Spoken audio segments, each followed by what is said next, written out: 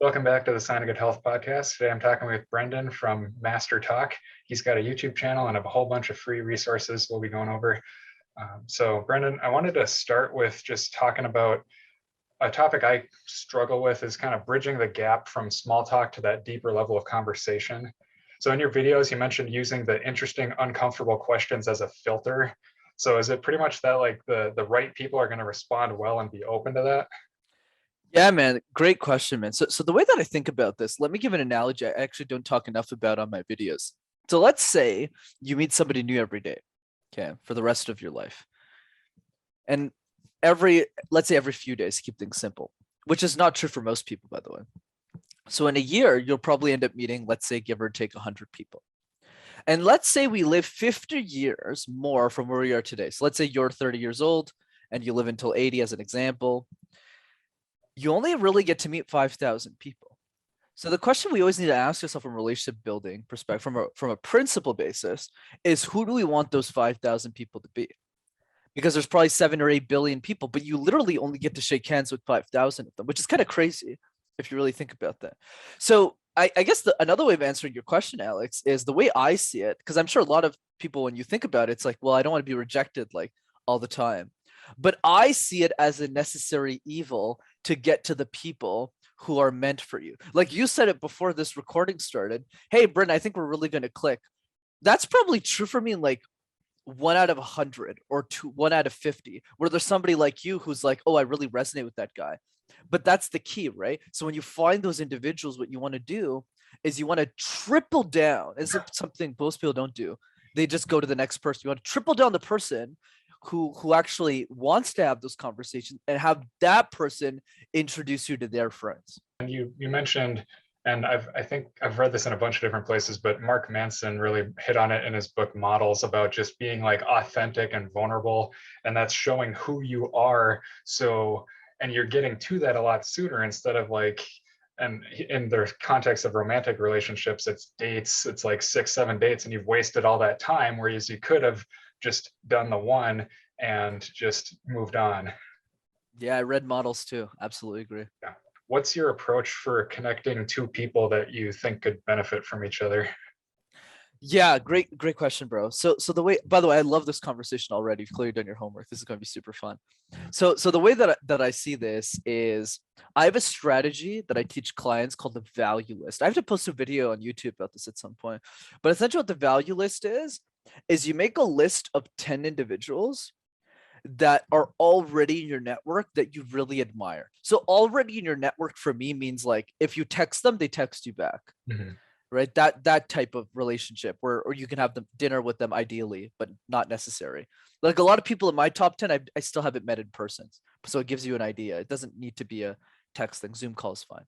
But you rank that top 10 in a certain order. So you don't rank them on celebrity status. You don't rank them on money in the bank account. That's useless. What works is you rank them based on how much they've poured into you. So how much they've given back to you. And that doesn't mean in money either, just in insights, in healthy, cool conversations like this. And then the trick, and this is something most people don't do either, Alex, is they don't introduce those 10 people to each other. Okay, that's the key. So going back to your question around how do you best connect people, there's a couple of strategies. The first strategy, which is the easiest one that doesn't involve criteria at all, is simply take your top 10 and introduce them to each other. And the way that I think about this is if they don't want to be introduced to each other, then you have to ask yourself, why are they in your top 10? Because wouldn't your top 10 want to be more open to connecting with other people, right? So that's the stop. So all my top 10, they all know each other because I make those intros. But there's other points of commonalities also works. A second strategy that I use is listening to someone's challenges. So let's say you come up to me and you're like, these are my top 3 challenges, and you're someone who's high enough in my network. I go, okay, let me make that intro. And then the third one is fun commonalities that aren't really necessary to challenges. I'll give you a specific example from last week. I was talking to a buddy. Actually, this wasn't last week. This is literally 2 days ago, actually. No, it was yesterday. Not even 2 days ago. It was yesterday. And the guy was telling me, I just met him for coffee the first time. I really liked his vibe. And he was like, Brenden, I'm having so much trouble finding personal growth friends in Connecticut. So I have to keep going out to events and backpacking. I was like, dude, why don't you just backpack in your own state? So I went on LinkedIn and I just looked at all my connections in Connecticut, which is a state I've never been to. And then I found one guy and I was like, oh, let me introduce those two people to each other. So those are a couple of strategies, but I would say the first one, the value list one, is the most effective and also the most underutilized. Yeah, because I don't think I've heard of that one. I've done the listening to people's challenges, and that's where I feel like I've tried to connect people. And I feel like and what I try to keep in mind for myself is that I can only do so much and they have to take the ball and run with it. So I try not to take it personally, but it's hard. It's like I want to build everybody up. Yeah. Let me follow up on that, 'cause that's such a brilliant observation on your side. So what happens, the way I've seen this, brother, is it's like a sports team. So as you elevate yourself, you draft out and draft in a new top 10. But what happens is there's a small base. I call this 95-5. So you have the 5% that are like lifelong friends, but the other 95%, as you upgrade yourself and as you become more successful, they start getting swapped in and swapped out. So see it more like this, like, because I think of it more like a numbers game. Let's say, I'll give an example. Okay. So the third person on my list, number 3, his name is Sam Kamani, and he knows he's number 3. So he's happy about it. So I don't mind saying this publicly. So that guy actually introduced me to number 2, Billy. Okay, Billy's like one of my best friends. I still haven't met him in person, but we spend pretty much all the time together. But from Sam's perspective, that was just a casual introduction. He probably did that with 9 other people that day or that week. But that 1 out of 10 that he did completely changed me and Billy's life, like completely changed. So you need to see it more like not every time, because every time I make intros, it doesn't always land either. But as long as 1 out of 10 does, that's enough to add value to the people at the top of your network. Right. Yeah. And I like that numbers approach because that's how a lot of things are. So. Like literally this week, like I joined a mastermind last week and there's 187 people. Just because I like that you asked me on specifics, so I'm giving you the more advanced stuff. So I literally emailed all 187 of them and I booked 50 coffees. Like I don't even care who they are. I was just like, they're in the mastermind, even at the level I'm playing at. And to be honest, most of the people I got coffees with, I didn't really like.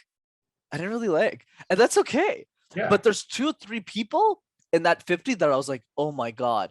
But Exactly. meeting those 2, 3 people was worth going through those 47 other conversations. Absolutely. Yeah.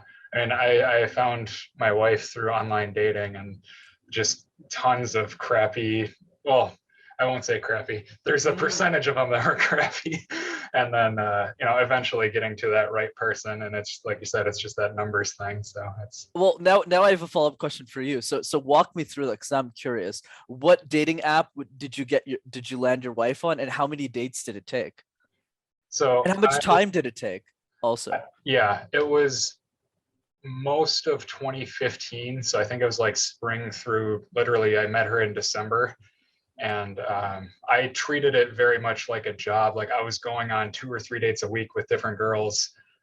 My parents were like, just because I was always on the phone, like messaging people. And it's from especially the guy perspective, it's a numbers game because women get tons of messages. So you need to do something to stand out because a lot of people just do like, hey, what's up?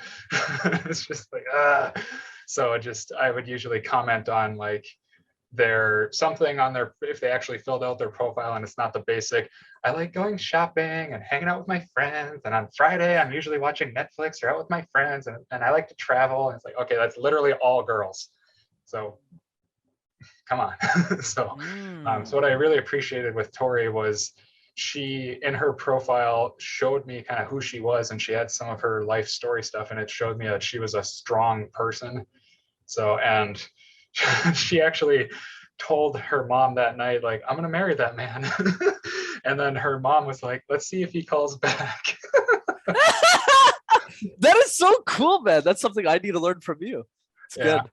Very good strategy. That story made it into the wedding vow speech stuff. So it stood out. So it took like, you would say like 80, 90 dates, it looks like, if you're doing twice a week for 8 months. Wait, twice a week. So 50.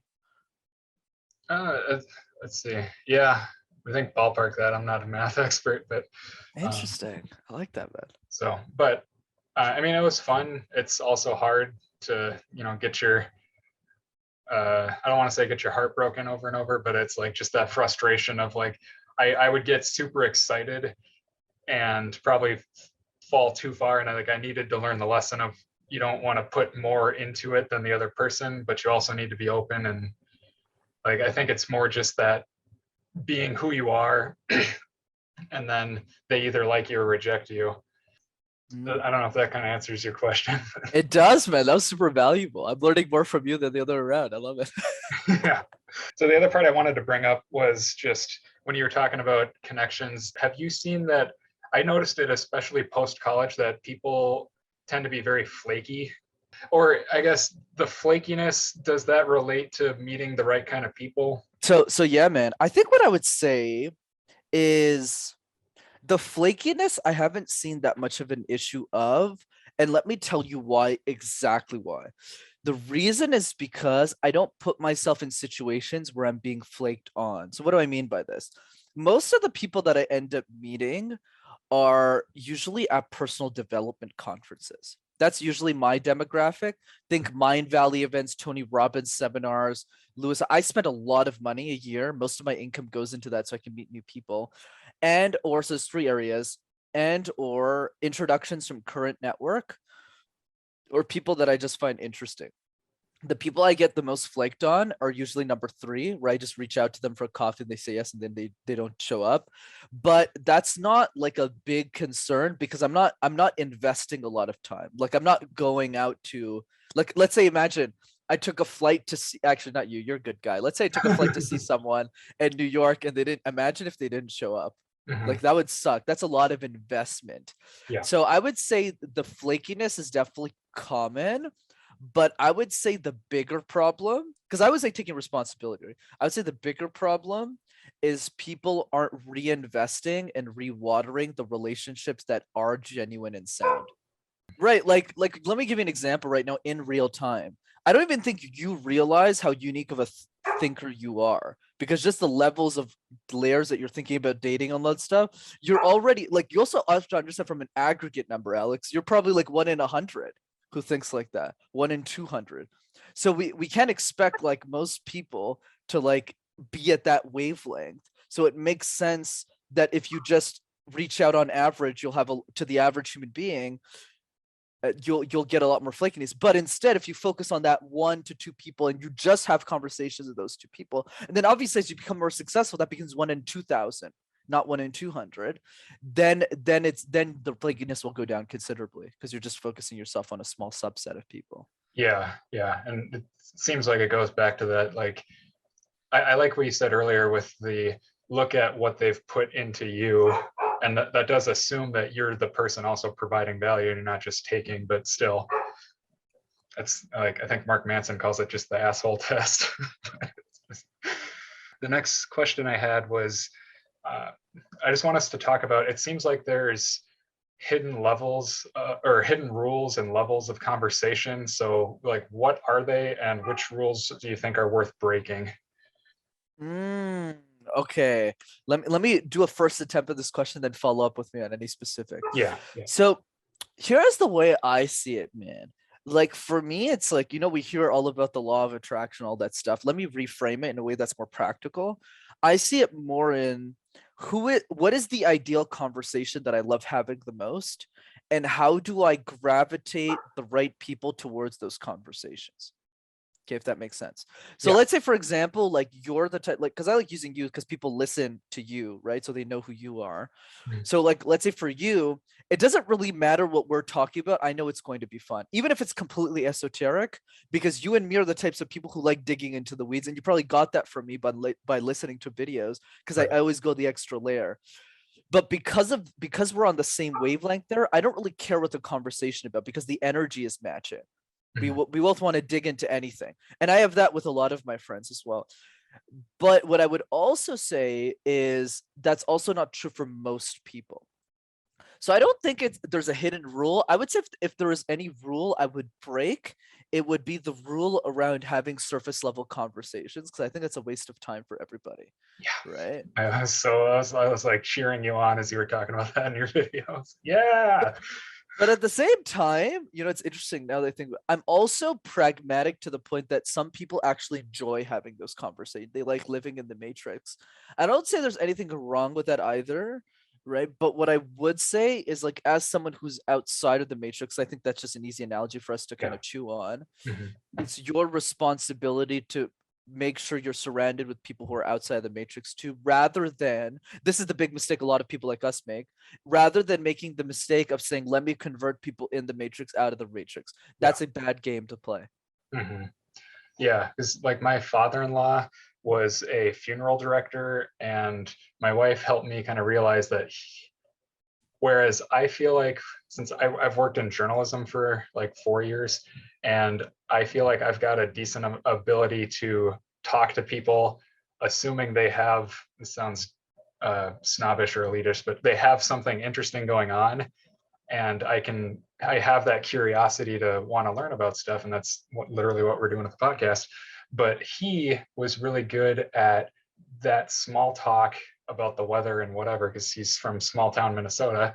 And funerals, you're going to have those conversations if he's the funeral director kind of running the event. So it was just interesting to kind of see that comparison. But I still have the stance with you that the small talk stuff, I don't enjoy it. I don't care about it. I understand that's how people get comfortable with each other, but it's like, why do we have to do this? And don't get me wrong, I'll call myself out on because I'm really open to any question. That's my style. That's why I want my brand to be. Mhm. There are some moments where I do have to use small talk, Yeah. only if it selfishly incentivizes my goals and my dreams. So I'll give you an example. If there's a client that I need to sign and I need to have small talk with them, luckily most of my people are amazing and they love having the deep conversation. Not everyone's like that, right? They're still amazing, Mhm. but would I want to talk, would I want to be stuck on an island with them for a week? Probably not, right? So there's some situations where I will leverage small talk to win the deal if that's what's necessary to do. But I would say in general, like 90 to 95% of the time, let's say my free flowing time, definitely would rather spend it in a conversation like this. Yeah. Um, well, and I with I don't I don't know how much research you did on me, but so I was diagnosed with PDD-NOS, pervasive development disorder, not otherwise specified. That's when I was like 9, 10. And it's basically high functioning autism. So the thing with autism, at least for someone on the higher end, is they they don't intuitively learn social skills and rules, but they can be taught. So that was part of what I was hoping to get out of this conversation. But obviously, we want to move beyond, like, let's just watch Master talk, because he's got tons of awesome stuff. So let's get to that deeper level stuff. So anyway, what I was going to ask for a follow-up was, this is more of a hypothetical. What's a social norm or pattern you wish you could change or like break people out of? I love your questions, man. It's really getting me thinking. Definitely one of the hardest shows I've been on, which I appreciate, by the way. What's a social norm that I would break? I know Seth Godin talks a lot about those. I would say the first thing that comes to mind is just the whole complex of weddings. I don't think they make any sense, but I would say something that is a more digestible social norm that I would break. I would say is the whole I think it just goes back to surface level conversations. Yeah. I think what is broken is the whole how are you, how's it going, and keeping it at that level Mhm. versus like there's an easy way to break into the matrix, by the way. Like I would like Lewis Howes talks about this on his podcast, School of Greatness. And I like what he frames it as is like instead of asking people how they're doing, ask them what they're excited about right now and why, what they're passionate about right now and Yep. why. So that would be the social norm that I would probably switch off the top of my head. But I need to rethink a lot of your questions more deeply though, because I feel it'll lead more insights for me. Yeah. Well, and for me, the questions I use are similar. It's like, what have you been working on? And the one that might be a little too blunt is just, what do you care about? When I'm like struggling and bored, it's like, let's get something going here. But And one question somebody asked me the other day that always still messes with me, I still have an answer for it, is like, what does your life look like 20 years from now? mhm. Yeah, well, and I've thought about that kind of stuff for myself. And there's a certain point around my 40s where I have a hard time seeing past because there's a bunch of unknowns. But Mm. there's a dynamic that I know for myself that I like. And it's just interesting that I have that block. So I don't know if it's everybody has that same timeline or they can see 5, 10, and 20 and 30 and however far. But another question I had for you was just, so the if you had all the money question makes sense to me as an icebreaker. Especially I really liked you had the variant in your video about what problem would you solve, and that's like, ooh, then you get to the good stuff. So but I was going to ask you, why is the dinner with a famous person question a good icebreaker? Like, I wasn't sure, that made sense to me. Yeah. Great question, man. So the reason it doesn't necessarily be famous, maybe that's just a mistake I made in the video, if I'm being Well, I honest. mean, it could be somebody from history. There's a bunch of variations, but you know what I'm getting at. Yeah. I would say the reason why I like asking that question, I have a follow up. I don't think I say in the video because I usually like keeping it basic on the YouTube so it Mhm. reaches the masses. Is around. So the first question is around who's the person, because I'm always surprised by who that person is. I'll give you an example. 5 years ago, I asked this question to this girl that I was just speaking with, and she answered some random physicist, and I never would have expected that. I was like, I didn't even listen to it. Like, it's so confusing. I looked at her, I was like, oh, I didn't expect that. But there's a follow up question to that, which I'm sure would satisfy your curiosity, which is, what would you ask that person that you can't read in a book or watch Right. in a video? Yeah. So what happens is, what I like about that is, the reason why I like to ask it is because it gives me new knowledge that I wouldn't have access to. So there's always, not, it doesn't apply for everybody, but I'd say for the smartest people in your network, if you ask this to the right people, they'll generally already know the answer to the question and what the piece of information that they're looking for that person. So what that does is it helps me expand my ability to ask people questions. So I'll give you my answer to the question as an example. So the person I would meet is Scott Harrison, right? The CEO of Charity Water. He's my hero. Well, okay. Yeah. And the question I would ask him is to break down his romantic relationship with his wife, because he doesn't really do that. He doesn't really talk about that much. Gary Vee, have a bunch of questions as well too.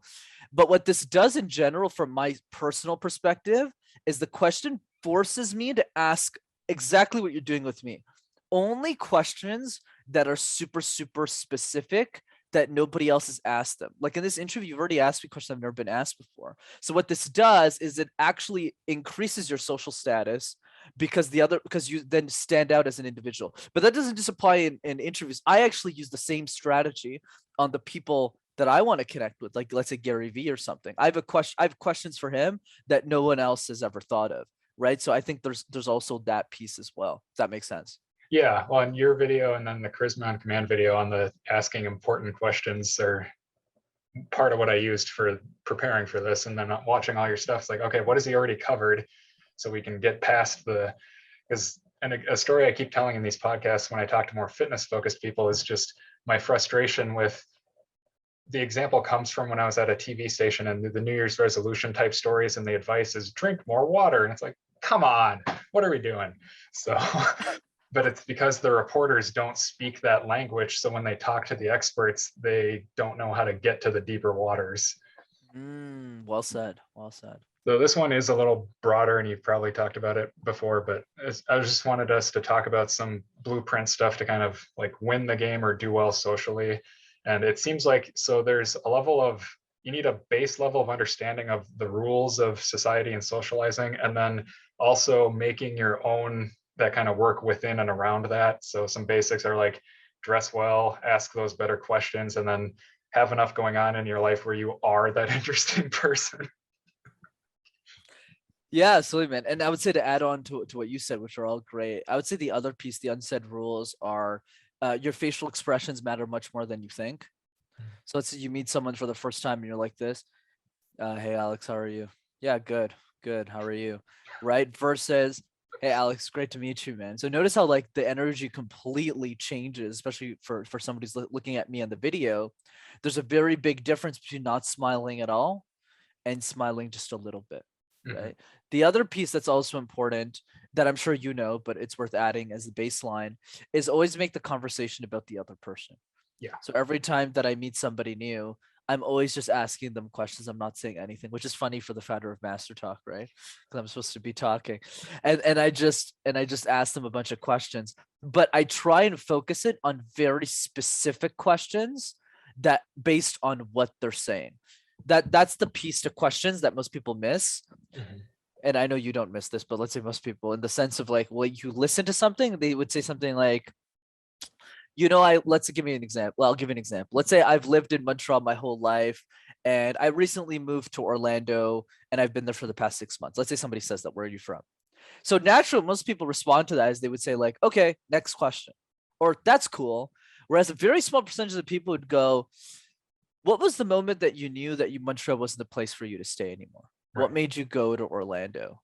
And what is it? What do you prefer about Orlando than Montreal? So it's a very specific nuance, but at some point, which happens most of the time, even if the questions are simplistic follow-ups, you'll eventually hit a point, whether it's your 2 questions or 3 questions in, well, they'll be answering questions they never answered before, and they go, "Oh, nobody really asked me that," and they'll take an intense curiosity towards you, right? Kind of going back to law of reciprocity from Robert Cialdini, right? The more you take interest in others, the more automatically people take interest in you. Right. So is the curiosity something that I would assume it can be cultivated, or is it just some people are more curious? Yeah, let me give you the nuance. So I would say definitely curiosity somewhat is born with, where you're just a naturally curious person. But the other piece that actually that I don't share that much publicly, but I will do so in this podcast because we're going that deep, is in some pieces your vision has to be big enough where you're incentivized to be curious enough to do it, to get your vision across. I'll give you an analogy that you probably haven't thought of. And the analogy is when, let's see, what you see Justin Bieber, right, the singer, is smiling when he's talking to fans. The question that most people don't ask themselves is, does Justin Bieber genuinely like everyone he's smiling to? And the answer is obviously no, right? Right. Doesn't make sense, right? Same thing with like celebrities or Barack Obama or Tony Robbins. Like, can we assume that because they're smiling to everybody that they like, necessarily every single person they interact with? It's statistically impossible for it to happen. So why do they still smile anyways? Why are they still curious? Because the vision for their life is so important that they need to force that curiosity, because they know it moves human psychology forward. They know it helps move their goals forward so that they can either serve humanity or increase their belief in God for their own, selfish intrinsic reasons. So like for me, most of what I do is, curiosity. That's why I like talking to people that I prefer talking with, right? That's the game. But the another piece of that, which is also important, is, and it's just the truth, is in some cases, yeah, I'm going to have to force that curiosity, because my vision for Master Talk, getting to that 7-year-old in Cambodia who can't afford me, well, sometimes that demands getting on somebody's podcast I don't particularly like. Not in your case, you're awesome. You're a great guy, right? Building that relationship with that person so that it reaches, let's say, 100,000 lives, and 87 of those 100,000 people is that 7-year-old girl in Cambodia that I reached. And reaching those 87 people in Cambodia, as an example, is so important to me that I'm willing to play some of the game in a way that's not 100% authentic to get to that outcome that I'm looking for. Yeah. So that was a question I had too, as actually the next one on the list. So I talked about with autism, you don't know the rules. So what are your thoughts about needing a level of authenticity and breaking the rules versus also not being ostracized, and like finding that balance? Yeah, man. I would say for most people, what I just said, I don't recommend, right? The whole idea of forcing yourself to be curious to move your goals forward. I would say for most human beings, that doesn't apply and isn't necessary. It's only for people who want to swing big in life. Because like, if you want to be Justin Bieber, you have to know how to do that. Like, you have to play the game to a certain extent. But I'd say for most people that's very unhealthy, and you shouldn't be doing that. So that's why I don't even talk about the YouTube channel, right? So I'd say for most people, the easy win is to be curious with the people you're naturally curious for. And that's different for all of us. Like me and you, we like talking about philosophical, I don't even know how to speak English, philosophical things, Yeah. right? We like going to the nuances of the nuance of the nuance. Whereas, and we like nerding out over those nuances. Most people don't give a shit about that, right? But there's other people that care about topics that we don't care about. Like, think of a pen collector. no offense if you're a pen collector, or like a stamp collector, Mhm. right? Like they nerd out over that. But what's cool about that I love is there's other people like them that they can nerd out with. In the same way, there's people like us who can nerd out over the nuance of the nuance. So I think the key is more about figure out how, like, step into your insanity, the crazy things that make you crazy sooner rather than later, right? In the same way you optimize your dating life, which I think is epic, by the way. And then after that, what you do is once you're comfortable in that skin, you can't always show that face. Totally fine. You might have a corporate job, but you know internally you're that person, then you know who to look for. And Right. then you know what events to go to. So if you're a crazy pen collector, you'll go to the pen collecting conference. If you're a crazy personal development junkie like Brenden is, like me, you know where to go. I know that every month I need to go to a personal development conference, which I'm doing in 2 weeks, to go meet other crazy people like me. Yeah, yeah, that makes a lot of sense. This is one just from your videos. I wasn't sure about it. Can you explain what you mean by play the name game? And you talked about like caring about people's names and caring about the other person in the relationship. Yeah, so play the name game is actually a concept I got from Keith Ferrazzi as well. So Keith Ferrazzi, author of Never Eat Alone, which I'm sure you've already read.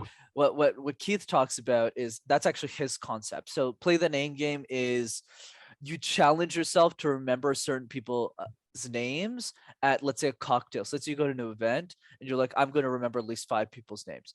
I would say now that I'm 2022, Brenden, I would revise play the name game, because that's more Keith stuff, not mine. I would revise it to talk to 50 people. Don't worry if you forget most people's names, but the people that you really want to stay connected to, be sure you remember most things about them.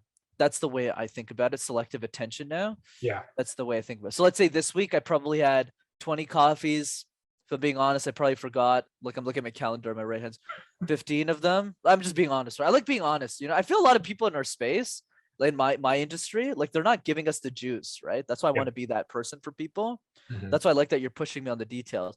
But like, I can see my list right now. 2 or 3 of those people that I met this week, like, wow, I was like amazed by them. So those people, I'm setting up like 1-hour coffee chats. I'm helping them with any questions that they need, and I'm really giving because I want a relationship with them. So that's the way I think about it, and I think that's the healthy way of doing it too, because you Yeah. can't keep in touch with more than like 100 people at any given time. Even Yeah. that's too much for most human beings, I think. Yeah. Like I like the monkey sphere concept. I think it was David Wong. Life is short, bro. I think that's what most people don't get, is like, even if it sounds that I'm being harsh, I'm also being extremely pragmatic. Yeah. Because what I want people to do is I want people to be as happy as possible. And the way that you do this is not by pretending you like everyone, right? It's not by, unless you have really big goals. In that case, you have to pretend you like everyone to a certain extent, right? But I would say like where you invest energetically into the 20 people who really light you up, and that's really how you be happy. Whereas social media is all like, yeah, you need, like, yeah, sure, like I got a nice follower count on YouTube. Number doesn't mean shit, man. I'll be the first one to tell you, right? It just gives me social status in our society where I can use that to leverage opportunities and deals. But at the end of the day, it's the 20 people out of those 20,000 that I'm tight with, like this, that make Brenden. Yeah. The next question I had was, this is a hypothetical one again. So if you had a kid and are teaching him to socialize, like how would you go about that? Wow. Beautiful question, man. I think the answer I'm about to come up with, I should probably use it in our kids programs. I would say, how would I teach a kid to socialize? I would say for me, it's about, it's not an overnight tactic, Mhm. it's an overtime principle. And the principle is, if I parented a kid, which won't happen for like another 10 years or something, I'm like 25, right? So it'll be a while. I would say the overarching principle is asking them more questions than most parents do.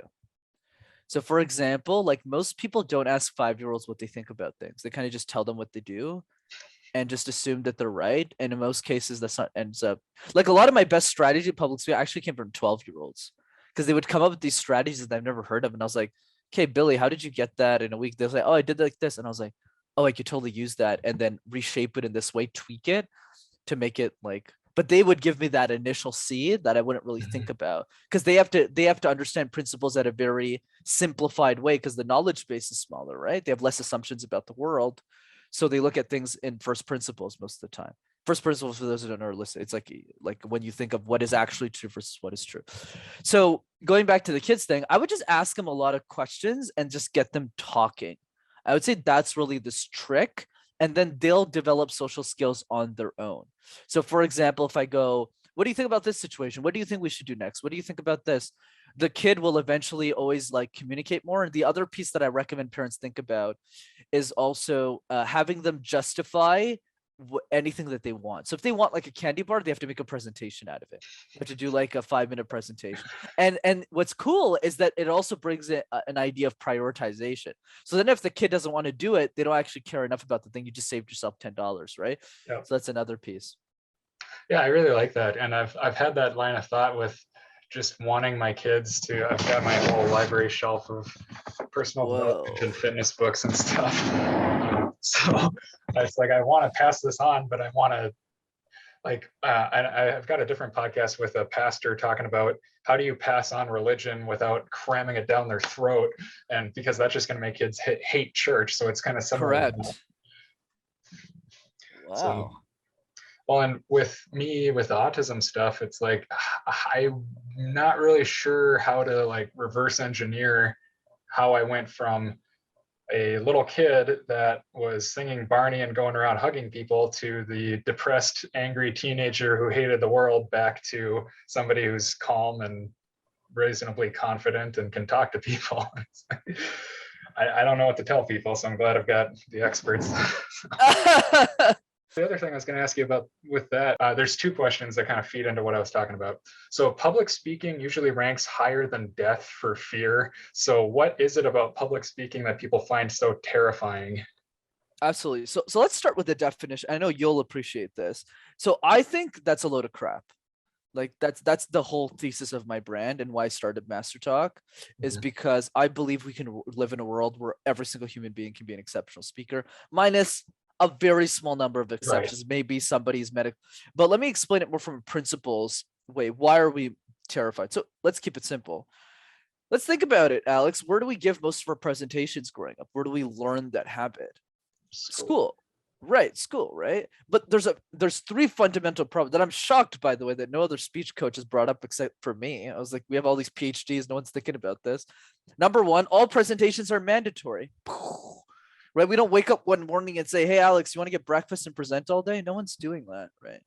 So that's the first core problem is if you force somebody to same, and you actually nailed it with the religion. If you force somebody to do something, they don't want to do it anymore. Or if they do, they don't see it as fulfilling. They see it as a chore. Number two is all of those presentations, you never get to pick the topic, especially with somebody as curious as you. No one's coming up to you in the education system when you were like 13 years old or 10 years old and saying, Alex, what do you care about? Do you like books? Do you want to present your favorite book? Like, no one's asking you those questions. Like, nobody cares what you think, which is crazy, right? When they should care what you think. So instead it's like, hey, Alex, I need you to talk about Shakespeare. And you're like, what am I shaking here? Like, I don't understand, right? So that's a problem, right? So notice how when I bring it on the table, it's like so much more obvious, right? And then the third piece, which this is the most important one, every single presentation, every single one is tied to a punishment. So it's never, okay, Alex is going to present his favorite book and we're all going to clap and cheer for him because he's 7 years old and that's okay. No, it's, yeah, you have to give this presentation on a topic you don't care about. I know it's scary, but like if you don't do well, all your hopes and dreams, yeah, they just go down the drain. Obviously, I'm exaggerating a bit to make it funny, but the point I want to drive is like, what else can we expect, right?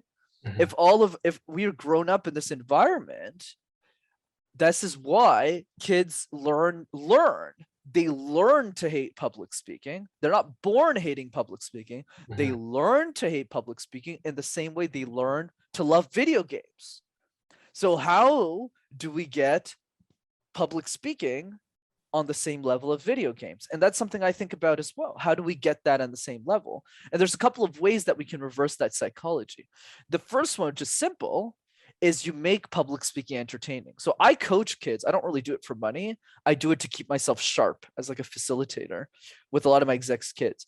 And in those coaching programs, I'm learning where the fear of communication starts and I make it super, super fun and energetic, right? So I'm like, okay, what do you care about this? Do the random word exercise, boom, boom, boom. Second thing that educators can take from that is you have them pick the topic. I don't care what the topic is. You just pick it. As long as it's not like R-rated, I don't care. Like you could talk about turnips, as long as you're excited about that. And then the third piece is the environment that you're creating for them to learn the skill. So let's say when somebody's playing video games, it's fun. You're with your friends in a group, you're playing Roblox, playing all these random games.